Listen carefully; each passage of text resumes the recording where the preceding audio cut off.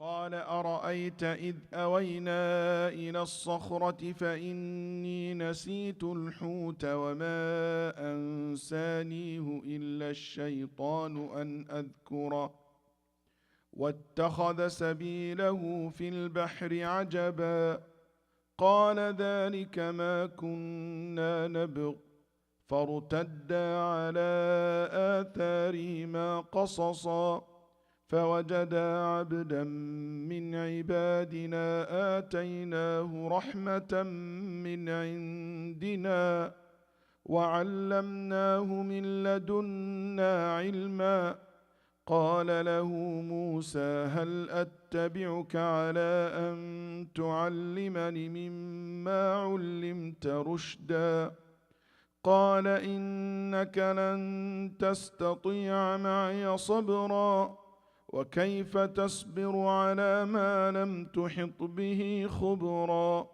قال ستجدني إن شاء الله صابرا ولا أعصي لك أمرا قال فإن اتبعتني فلا تسألني عن شيء حتى أحدث لك منه ذكرا.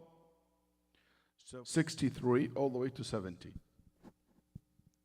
And the servant said, remember when we were resting by the rock? I forgot the fish. Satan made me forget to pay attention to it, and it must have made its way into the sea. How strange. Moses said, then that was the place we were looking for. So the two turned back, retraced their footsteps, and found one of our servants, a man to whom we had granted our mercy and whom we had given knowledge of our own. Moses said to him, may I follow you so that you can teach me some of the right guidance you have been taught. The man said, you will not be able to bear with me patiently. How could you be patient in matters beyond your knowledge? Moses said, God willing, you will find me patient. I will not disobey you in any way. The man said, if you follow me then, do not query anything I do before I mention it to you myself.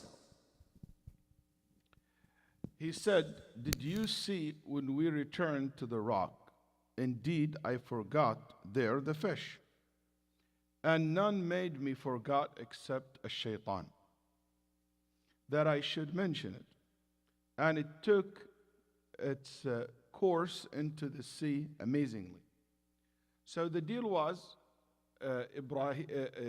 Musa alayhi salam told his servant, and his servant is Yusha ibn Nun, who's a prophet, okay? And he told him that whenever anything happened to this fish, you let me know. So he knows that this fish, something that Musa alayhi salam has to do with his journey. We're not sure if he told him exactly what will happen, is the sign that it will come back to life or not. There is nothing really indicate that. But anyway, he told him, at that moment when we rested at the rock, the fish basically, I forgot the fish there. And I forgot to mention it to you. Did he forget it and he forgot the container that has the fish? No. As if he forgot to mention about the matter of the fish. Because the fish came back to life, it was dead and dried. And I told you it's like when you put a salt and you dry, like the way we do the beef jerky or turkey jerky. The same thing, the fish was dried out. And that's how the fish is. And Allah told Musa that when this fish come back to life, that will the sign that you will meet Al-Khadr, the one that you're seeking. Because he told him that Al-Khadr will be where the two seas meet. But this is a very big, huge area. Where exactly in that area? He said, when that moment the fish comes back to life, you will find your man. So Musa was sleeping, and the fish came back to life and jumped out of the container that Yusha ibn Nun carried. And that something surprised him. That's why he thought he was very surprised by that, very amazed by that. But you might say, if this took place in front of him, how come he forgot to mention something like that? It's not something happen every day, that's right. So how did he forget about that? Al-Mufassirun, the interpreter of the Quran, said, that's why he said, وَمَا أَنسَانِيهُ إِلَّا الشَّيْطَانِ. The only reason I forgot about it because of the shaitan. Because something like that, you're not supposed to forget. Something like that, it will be mentioned. But how, I don't know how this slipped off my mind. It's the shaitan blocked me completely from it to mention it to you. So that's one of the way the scholar interpreted this verse. Number two, the ulama said, no, it is yes unique, but is not something completely out of the ordinary in regard to Musa alayhi salam and Yusha ibn Nun, because Allah have shown Yusha ibn Nun so many miracles happen in the hand of Musa. He turned the stick to a snake. He turned his hand to be shining. Light comes out of it. You know, the sign that he showed to Fir'aun, the blood and the frogs, and you know, the 9 signs that he showed. So, and the split of the sea and crossing the sea. All this took place already. So Yusha ibn Nun know that Musa alayhi salam filled with these miracles. So for the fish to come back to life, it's one of these things that happened with Musa alayhi salam. So he forgot to mention, but he was not like something never seen before. It's not like me and you. If we see that, we'll be talking about it day and night. But for him, it is one of the things that he saw a lot similar to it or greater than it. So that's why it's not very excited news maybe for him to mention it. Anyway, so when he said that, he said, so let's go back to the place where we left the fish, or when the fish left you or came out. So he said, and none made me forget it except the shaitan, that I should mention it. And it took its course into the sea amazingly. What that means, it took its course into the sea amazingly. وَاتَّخَذَ سَبِيلَهُ فِي الْبَحْرِ عَجَبًا. Amazingly. Who's saying that amazingly? Al-ulama said it could be Allah saying this, describing the state of Musa and Yusha. So Allah saying they both were amazed by seeing this fish coming back to life and taking its course to the sea. Because when they walk back to the rock, they found the fish. Where they found the fish, as the hadith of Sahih Bukhari tell us, it was in the shore, in a mud, surrounded with a little bit of water, but it is tatalabbad, moving. So they saw the fish back to life in the sand. You know how the shore, when the wave comes, there is like a mud and an area which is, there is a lot of, like very shallow. So they found the fish there. So Musa alayhi salam, when he saw that, he basically, akhada, and another narration said, he found it next to a rock. Found the fish next to a rock, moving.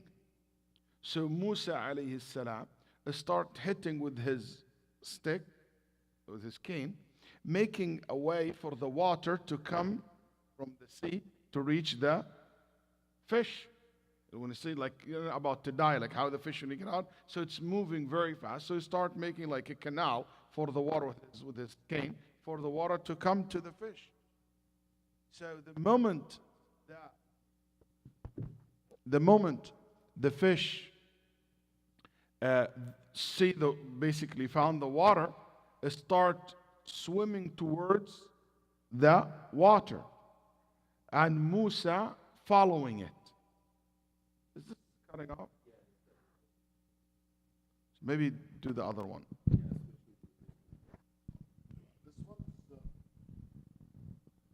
This is the one. I took this off the middle one. Okay, so put this the middle low. This has an echo. Okay, so we'll use the floor. That's that one. It's your middle.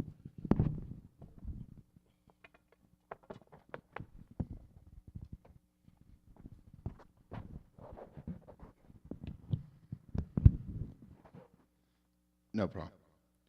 So he starts following it, and he is amazed by how this fish walking and basically moving and following a certain path that as if it knows where it's going. And the same thing with Yusha ibn Nun are both surprised. So that is one of the why the ulama rahimahullah interpreted this verse. It's Allah subhanahu wa ta'ala saying about them that they are muta'ajjibeen, they are amazed by the fish. In the hadith in Nabi sallallahu alayhi wasallam, that Musa, one of the narration, but I don't know about the authenticity of it, that one of the narration says that every time it will walk into the sea, it will turn the sea to a land. The path that it's taking, it turned, whatever it goes, like would enter the water, whatever it touch from the water, that part behind it, it will be like a path, a solid land, like a rock. So he starts walking on these rocks until it took him to an island, and that's where he found Al-Khadr. The narration in Sahih al-Bukhari is not as detailed like this. The narration in Sahih al-Bukhari, it says that it moved and he followed it, and by the time he came back, he found Al-Khadr by the rock. So he following the fish, and by the time the fish disappeared in the water and he came back, he found Al-Khadr at the rock. قال ذلك ما كنا نبغي. Musa said, this is what we were seeking. So they returned, following their footsteps, looking for that man. فوجد عبدا من عبادنا آتيناه رحمة من عندنا وعلمناه من لدنا علما. They found a servant from among our servants, to whom we had given mercy from us and had taught him from us a certain knowledge. And this is Al-Khadr. When Allah subhanahu wa ta'ala said, عبدا من عبادنا, my servant. يسمون هذه إضافة, والإضافة كنا نتكلم قبل قليل للتخصيص. We were talking earlier with another group of people taking class with me, that whenever Allah subhanahu wa ta'ala attributes something to him, it means that this is very special. This one is very special. So when Allah subhanahu wa ta'ala said, my servant, yani this is a very special servant. Like when he said, this is my house, which is Al-Kaaba, very special place. My masjid, this is my messenger, very special. So anything, Naqatullah, the she-camel of Allah, very special she-camel, not like any other camel, she-camel. And here, he found him, and Allah subhanahu wa ta'ala said that this person have two things. Mercy and what? And what? Knowledge. Allah provide him with two things, mercy and knowledge.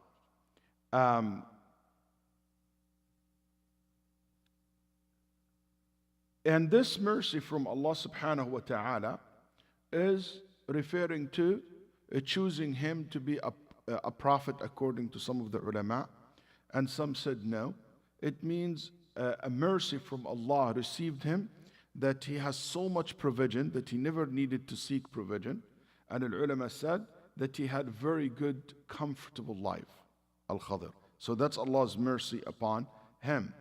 And the knowledge that Allah have given him, the special knowledge Allah give him, that Allah give him a knowledge of things that will happen in the future. See, he said, مِن لَدُنَّا عِلْمًا وَعَلَّمْنَاهُ مِن لَدُنَّا عِلْمًا. There is a concept, I don't know if you ever heard this terminology before. Something they call it al-ilm al-ladunni. Anybody heard this terminology? Al-ilm al-ladunni. Yeah. Al-ilm al-ladunni. This is a very common terminology used, or a terminology commonly used by some Sufi groups and sects. And they said, al-ilm al-ladunni is the knowledge that you receive directly from Allah with no mediator. No one in the middle. And they said that's the ilm al-ladunni. Is this concept, did the Prophet ﷺ ever use that term, al-ilm al-ladunni? No. Are we okay with this terminology? There is a rule of thumb you need to understand. Any terminology, we cannot say we agree with it or we disagree with it. We accept or we reject unless we ask what this terminology means. Because we don't have a problem with new terminologies. We don't have a problem with different categorizations and developing the ilm. But we have to ask, what do you mean by saying al-ilm al-ladunni? Al-ladunni means, ilm it means knowledge. Al-ladunni it means the one from Allah, directly from Allah. If you mean that the knowledge that comes directly from Allah to the prophets and the messengers through what we call wahi, revelation, we're fine with that. But if you believe that Allah has another way of revealing His knowledge or sharing some of His knowledge with human beings in a way or through a process other than what we know of prophets and messengers, we don't agree with that. Completely. That be something unacceptable. To claim that, for example, this righteous person, this saint, he basically looks straight to the safe tablet, or a person who his heart attached to Allah, so Allah speaks to the person directly. That's unacceptable in Islam. And there is people who claim that. He said, Allah talked to me last night. We became like what we have here in the southern, oh, God spoke to me last night, and we opened this door. And it's not only in Muslims group, in many sects. So this door is completely, the mainstream Sunni Muslim closed that door from a long time ago. Because if you open that door, everybody will tell you, I have a straightforward relationship with Allah. That's why even they make fun of the mainstream Sunnis. They used to tell them, أنتم تأخذون دينكم ميت عن ميت ونحن نأخذ ديننا عن الحي الذي لا يموت. You take your religion from dead people, and while we take our religion from the most living one, which has never died. You say Abdul Razzaq told you, I'm telling you Al-Razzaq told me. I go straight to the source. That's why Ibn Arabi, for example, which is a very famous Sufi figure, they said he made 70 Isra wa Mi'raj. He 70 times went to the Nabi Sallallahu Alaihi Wasallam made once.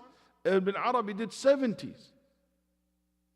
And not only Ibn Arabi, many, they claim that they did so many Isra because they go directly to Allah and Allah speaks to them directly. So they take their knowledge straight from the source of knowledge. Also, if you claim that there is some people have knowledge that no other people have it at all, and this is the knowledge that Allah subhanahu wa ta'ala secrets, there is secrecy in the religion, we don't accept that concept. That's why Ali ibn Abi Talib once was asked, أَخَصَّكُمْ رَسُولُ اللَّهِ بِشَيْءٍ دُونَ النَّاسِ? Did the Prophet ﷺ give you something special, different than anyone else? He said, قَالَ وَالَّذِي فَلَقَ الْحَبَّةَ وَبَرَأَ النَّسَمَ. I swear by the one, by Allah subhanahu wa ta'ala, إِلَّا فَهْمًا يُؤْتِيهِ اللَّهُ عَبْدًا فِي كِتَابٍ. Nothing. The only special thing is your ability to understand and to analyze the text. That's the only special thing that a person might have. But special thing that, oh, you know what? Allah came to me in my dream and told me, or the Prophet told me something. No. The only special thing is that you read this verse, I read this verse, you will be able to see in it what I cannot see. But not because some like outside influence. No, because your understanding is deeper. Your knowledge is wider. That's acceptable. That level is acceptable. But to say, no, the Prophet came to me, or Jibreel came to me, or Allah last night told me, hey, there is something about this verse. If you read it 20 times, you will be rich. That's unacceptable. Because we know that Allah subhanahu wa ta'ala said, He revealed the religion and He completed the religion. قَالَ لَهُ مُوسَى. So Al-Khadr doesn't have anything other than what Allah taught him through the wahi. Okay? Musa said to him, may I follow you on the condition that you teach me from what you have been taught of sound judgment. So he said, I will follow you, but with the condition that you teach me. And this is a very respectful way of asking. He said that I want your company for the sake of learning. And he said, هل أتبعك? May I follow you? It's not an order, it's a request. Okay? Then listen to what he said. مما علمت. To teach me some of what you have been taught. If you notice, he didn't say, teach me what you have been taught. He didn't say that. What's the difference? The Quran said, Musa said, teach me some of what you've been taught. Versus, teach me what you've been taught. Did you see it? Do you see a difference in the two sentences? What difference do you see?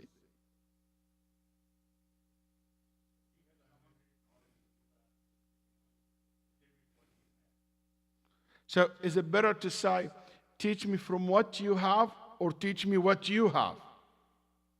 Which one is more appealing to you? Yes, Muhammad.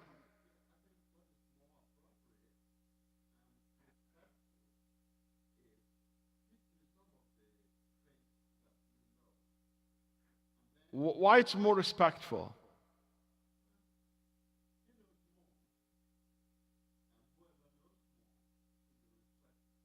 If Ibrahim tell me and said, Sheikh, can you teach me all what you know? I'll say, this guy planning to stick around for a long time. It's kind of, already I feel like so much pressure because what you know so much, can you imagine? That's a very general statement. But if you tell me, teach me from what you have, it means he's not going to be a long time with me. I stuck with this guy for a very long time. So when he's a stranger, that's Musa and Khadr, okay? Number two, if I tell you, give me from what you have, it's a very intelligent question. That means, in another word, I am psychologically influencing you to start thinking about the best of what you have to share it with me. Not everything you have. So now you became selecting the knowledge that you have that you want to share with me. It's a very beautiful way of asking. Very smart way of putting the question. مِمَّا عُلِّمْتَ رُشْدًا. Al-rushd, sound judgment. Al-rushd, which is your ability to do things exactly correct. Right. Perfect. Al-rushd is to be guided. So he's seeking the knowledge that lead to guidance, lead to sound judgment, lead to the right course of actions. Because a lot of knowledge are good, but they're just entertaining information. They're nice, but they're not guidance. They don't lead to actions. They don't lead to make you a wise person. That's right. So here he's asking a very precise question. It's a beautiful question that he asks. So first, he's very respectful. May I? Two, he said, some of what you have. So I'm not going to be bothering you for a very long time. And he noticed that Al-Khadr is a person lived by himself. So he's going to not in the habit of having company. Okay? Three, that, he can kind of direct him to choose the best of knowledge that he had. And he choose what kind of knowledge really he's looking for, the knowledge that lead to Rashad. And listen to also what he said. He said, هل أتبعك. In Arabic language, the word أتبع, follow. Even in English, I would assume it carry the same meaning. When you follow someone, it means give the indication that you do what that person does. That's right. I follow you. I do like you. I follow you, and I will do the same thing you do. So he's telling him, I'm a serious learner. I'm here not only to follow your words, but also I will follow your actions. You became my role model. So even he chooses, he didn't say, قال له موسى, Musa told him, can you teach me? No, he said, I want to follow you. I want to take you like my master, my role model. So, and that's something interesting, that when you take a teacher, you take him as a role model, someone that you can follow his footsteps. Okay? Also, al-ittiba' give a meaning which it means obedience. Yani I will be an obedient. The word attabi', I will follow you, yani I will obey you. That's right. If he said I'm going to follow you, that means you're going to obey me. So he give another indication that I'm a person coming to show you with all my whatever. Can you imagine Musa's CV? Okay?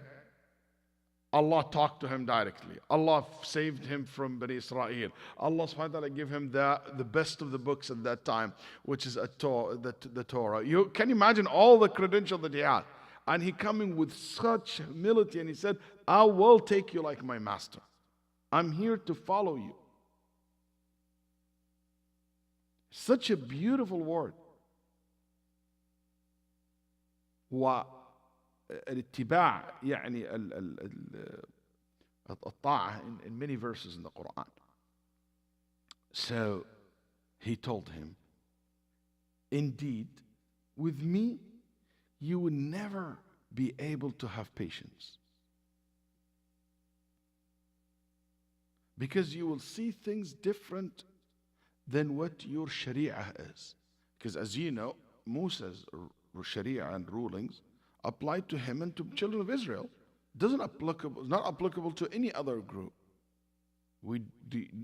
Musa was not sent to the Africans, was not sent to the Asians, was not sent to the world, was sent to the children of Israel, was not sent to the Egyptian even.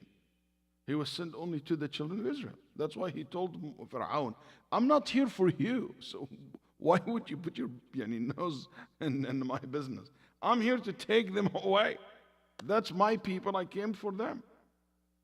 I'm not here even to correct you or to order you to do this, not to do that. Even my rules not applicable to you, Pharaoh. You can do whatever you want. That's not my job.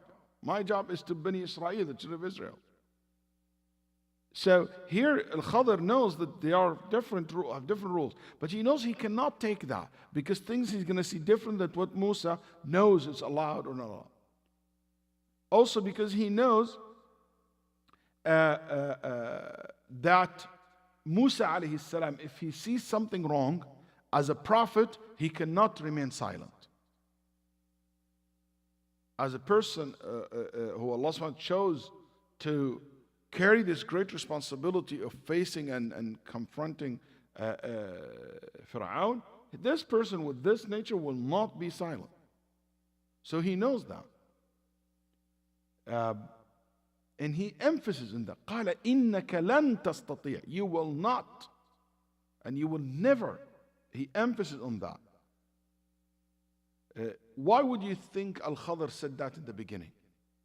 To prepare Musa for what to come. Then he said, and how can you have patience for what you don't encompasses in knowledge? Something beyond your knowledge, how would you be able to patience with it?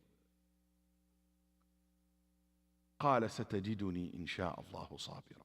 After all these two strong verses showing how serious this matter is, Musa replied, you will find me if Allah wills, inshallah, because it's about future. If Allah wills, patient. And I will not disobey you in any order. Yani I will be patient with anything that I'll see I don't like in the future. And I will be patient because whenever I see from you, it's not going to stop me from following you. It will not stop me from obeying you. And he said, Satajiduni. Seen, you will find me. Okay? And he said, Insha'Allah, to make more emphasis. Sabira, patient. This is those who understand or enjoy any Arabic sarf. Hina ism fa'il. Sabir, patient. He didn't say you will find have me. I possess a lot of patience. He said patient. When you say patient, it means a person who have a lot of sabr. But you say patience in Arabic language, if you just make it like I'll have a lot of patience, just like that, it means I'll have a lot or I'll have patience. But when I say I'm a patient person, yani I am full of that.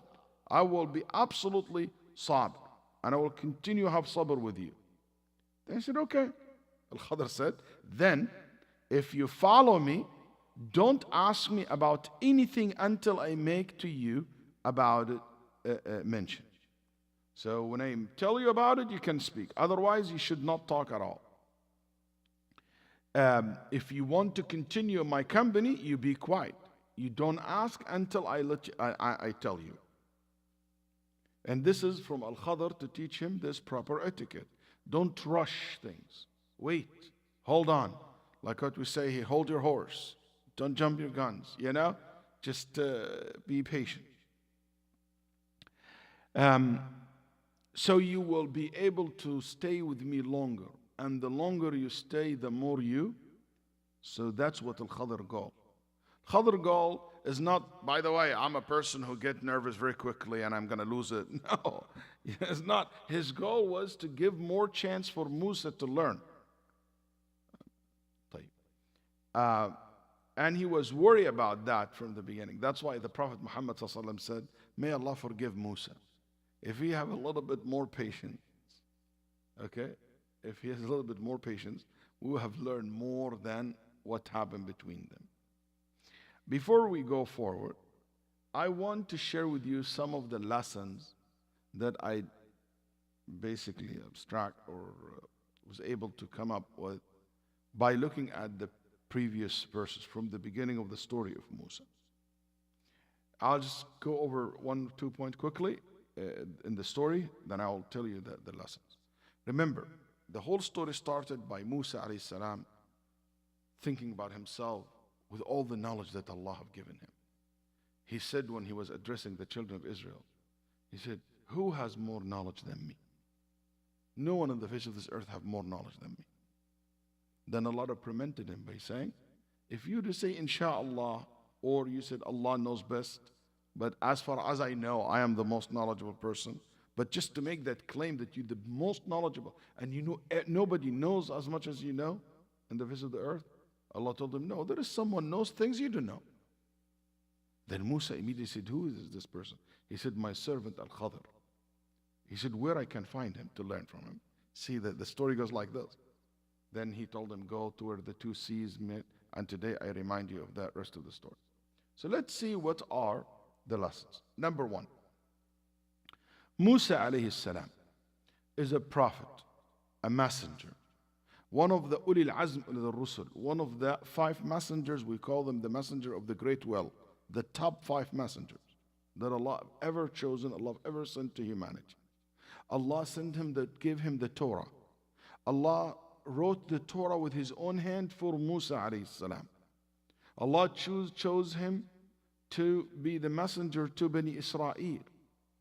And with all this knowledge that he has and he possesses, when he heard that there is someone has more knowledge than him, or he has knowledge, not more knowledge than him, he has knowledge that he doesn't have, he traveled to that person to learn from him. Today, one of us listened to a couple of khutbah and couple of speech online, read a couple of books, khalas, he thinks that he knows everything. Come to the class? No. I don't need it, just this is nothing. Come to the halqa, come to this, nothing. Come to the conference and just compare how with all the knowledge that Musa alayhi salam has, he still fulfilled the verse, قُلْ رَبِّ زِدْنِي عِلْمًا. Ya Allah, increase my knowledge. Number 2, knowledge, you have to put effort to attain. That's why this story, it started the very sunnah that the al-ulama did in the course of their life, which is the traveling for seeking knowledge. الرحلة في طلب العلم. Musa alayhi salam traveled to seek knowledge. And that's how all the scholars that we are aware of. They travel the world to seek the knowledge. Baqi ibn Makhlad, rahimahullah, one of the great scholars of Andalus, traveled 34 years of his life. 34, two trips. Two trips. It's about 34 years. First one was 21 years, and the second one was 13 years. In his life, to seek knowledge. On foot, by the way. He lived in Spain. He traveled all the way to Khurasan in Iran, in Yemen, to collect the hadith of Nabi sallallahu alayhi wa sallam. So this is something that the knowledge became a concept that the ulama rahimahumullah knows, that you travel to learn. That's why traveling for the sake of learning has more value than just learning from someone local. You should start with local, but you travel to learn, that has another value. Like what? Can you think of other values comes when you travel to seek knowledge? You'll be exposed to different cultures. That's why this scholar who came from Spain to the Middle East, he brought with him the books of Imam Shafi'i, which is they don't know about.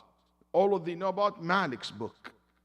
The people from Al-Andalus, Spain, moved to Egypt, like Al-Qurtubi. He said, that's a different culture than what I used to have in Spain or in Andalus at that time. So different cultures also, and different culture give you different perspectives of things. Also, you will have new friends. This is the best friends you can ever make when you travel. Also, honoring the knowledge. When you travel and you put a lot of effort and time, you honor the knowledge. I teach in Al-Maghrib Institute, and I still remember a sister came to me, and she said, Sheikh, I save, because it's like $83 the course. She said, I've been 3 months saving money to take the course. She's a college student. She said, I don't have the money to pay the 83, but I've been saving the money for the last 3 months to be able to take this course. We teach every 3 to 4 months a course in Seattle or around America.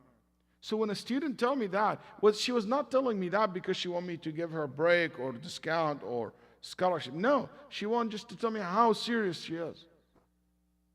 When I was in Colombia, another young lady came to me, and the brother told me, he said, Sheikh, this lady, she traveled over 20 hours to be here with us in this conference. I said, 20 hours? I was joking. I said, what, you're riding a camel? She said, no, actually I was riding a llama. I said, what? She said, llama.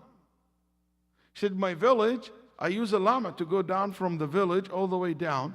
Then I took after that a truck on the back of the truck all the way to the bus station, then to the train station, then all the way to here. I live in the mountain. We don't have cars there. I was like, wow, 20 plus hours just to come to the course when I was in Colombia. I was like, whoa, that's someone, you can imagine how they will value the knowledge. Number 3, one of the lessons that we can see in this story, you should take the necessary means. That's why they took food with them in their journey. That's right. They took the food and they prepared their food. They had a dry food, so it survived for a long time. So anybody want to do something should plan properly for it. That's a lesson. Number 4, Yusha ibn Nun was very angry at himself, very sad at himself, that he lost the fish, that Musa cared for it so much, because Musa kept telling him, watch the fish, but when he lost it, he felt bad. But guess what? That losses was a beginning of a new journey. That losses that happened was not the end. It was actually the beginning. So many times we think that the thing that we lose in life or thing that goes not according to what we plan is the worst thing happened to us in our life, and we don't know maybe Allah has another plan for us. And Allah has another beginning for us, another journey for us to explore. So always remember this story to inspire you that even when they lost the fish, they gained something better than the fish, which is Al-Khadr. And that's something, another journey for them. في كل محنة يطوي الله منها. In every calamity, in every hardship, there is always ease. There is always gifts. Number 5, knowledge should lead to humility. Knowledge should lead you to be down to earth.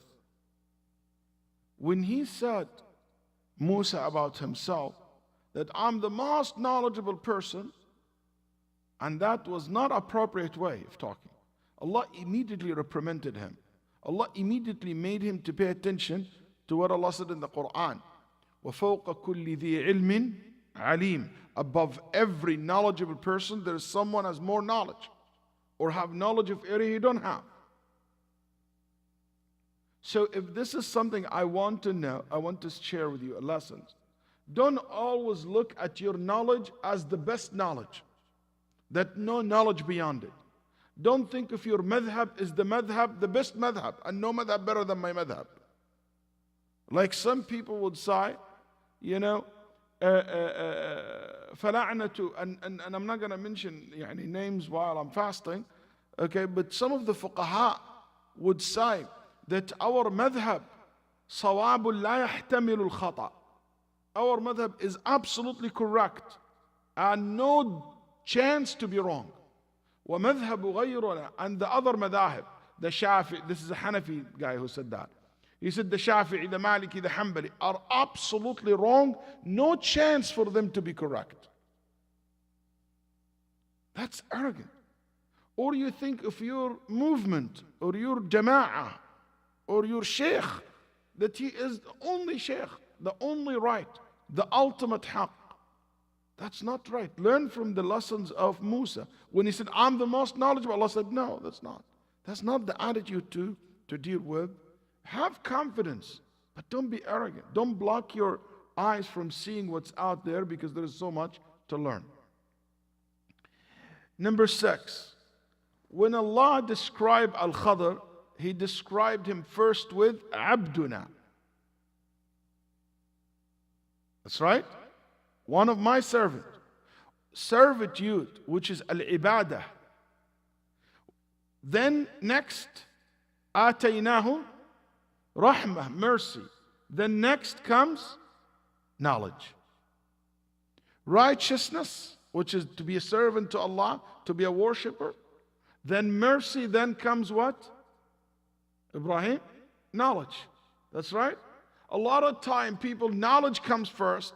No taqwa, no righteousness, no spirituality, nothing. It's all about information. No mercy. It doesn't work this way. The way Allah put it is so beautiful that you have to have this taqwa. Al-ilm should lead to righteousness. Al-ilm should lead to spirituality. Al-ilm should lead to purification of the soul.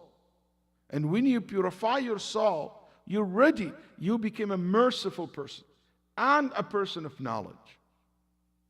And if this is something you need to also look at, is how Allah started with mercy before knowledge. Because the knowledge that does not produce mercy is a curse. If your knowledge doesn't lead you to be merciful with people, the way you deal with them, the way you look at them, you just judge them and with no mercy, that's not the way of Ibadullah Salihin. That's not how the righteous people are. Number 7. One of the lessons you can learn, whenever you forget something, you say, A'udhu billahi minash shaitan ar-rajim. Because shaitan causes human beings to forget the things which is important. وَمَا أَنْسَانِيهُ إِلَّا الشَّيْطَانُ أَنْ أَذْكُرَ. Shaitan caused me to forget about it. So from this we learn that when you can't remember something good, it is something you can say. أعوذ بالله من الشيطان الرجيم. 8. See how humble, down to earth is Yusha ibn Nun, the servant. The servant is a prophet. He didn't say, you know what, I can be your servant. I'm a prophet like you, and I always receive message from Allah. Yeah, you hire a little bit, but not servant. Make me assistant, make me vice president. No. Yani, subhanAllah, it's an interesting how he is a servant to Musa alayhi salam. And that's how Ahlul Ilm, that's how the student of knowledge should be. With each others. Help one another. Down to earth to one another. Especially with those who are elder among them.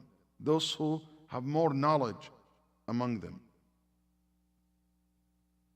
Number 9. Musa has more knowledge than Al-Khadir. And no doubt he is higher level than Al-Khadir. But still Al-Khadir has knowledge that Musa don't have. What lesson we can learn from this? That we as a community need one another. I might have more knowledge, but I'm not in Quran and Sunnah. But that's not enough. I need people who specialize in other area. Maybe I need someone who is very good in politics, in PR, in media. Someone who is a da'i, knows how to give khutbah very well. Maybe it's not my area. I don't need to be ahead of every area. You know, I'm not an artist, but I need an artist to complete me. And that's something we should learn as a student of knowledge. That don't give the tent, or as a community, don't make the imams or like the super imam. He has to lead everything. And there's people like that. Like go to certain meetings without going into names. Oh, mashallah, Sheikh, you do this. No, you lead this. It's not my area. It's not my specialty. I might give you a little bit of my experience, but I should not lead in that area. I appreciate the respect, okay? But still, we as a community need to know. Sometimes some of the people, or maybe some of the student knowledge, believe themselves, and they believe that they are like knows everything, which is wrong, dangerous. We always should look to everybody in the community that they can, he knows something I don't know. You know what? That's someone I need to bring him closer to me so we can complete one another. Teamwork. Very good. Number 10. No matter how the mistake is big, be honest about it. Where we learned this from? When he lost the fish. Musa kept telling him, this fish is important. This is something Allah have told me about it. It's a great thing that he lost it, that's right. But he was very honest about it. And that's one of the best things. If you make a mistake, be honest about it. Say it the way it is. Apologize, and things will move on. Don't try to hide it. Oh, Musa, just wait right here. I'll bring it. I'll just, I'll go, try to be smart and go dig it out. No, he was very honest, forward about it. That's a great lesson for us to learn as well.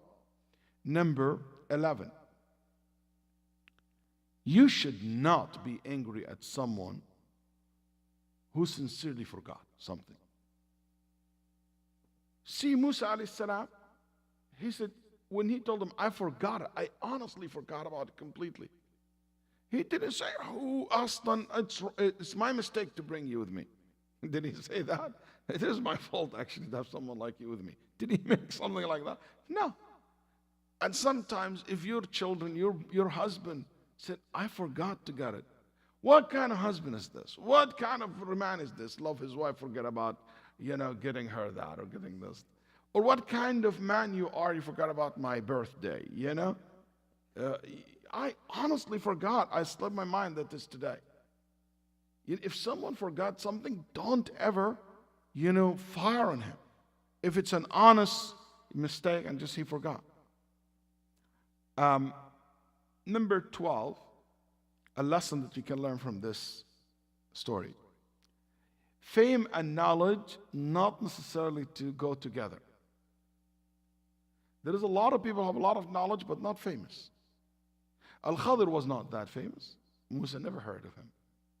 He has a lot of knowledge. Al-Khadr, even his name is not mentioned in the Quran.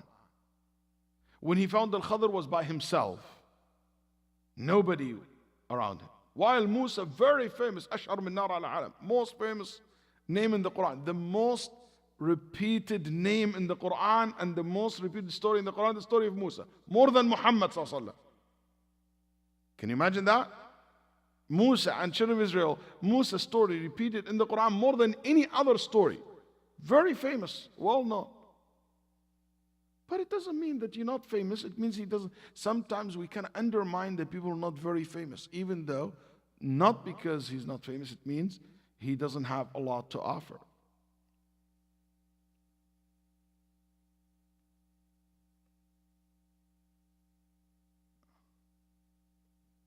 I have to stop here because of